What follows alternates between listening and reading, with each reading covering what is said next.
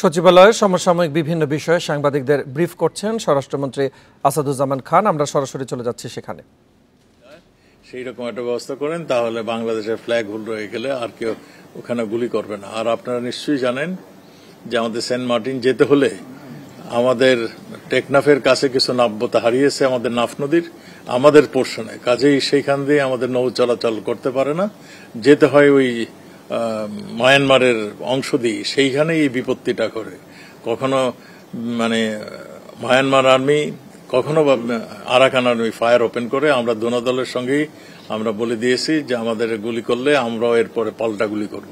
কাজেই আমাদের এইখানে আর কোনো গোলাগুলি হচ্ছে না। ওখানে যে মায়ানমারের 2টি জাহাজ ছিল সেগুলো ফেরত নিয়ে গিয়েছে। আমরা আশা করি সেখানে আর কোনো গুলি চলবে না।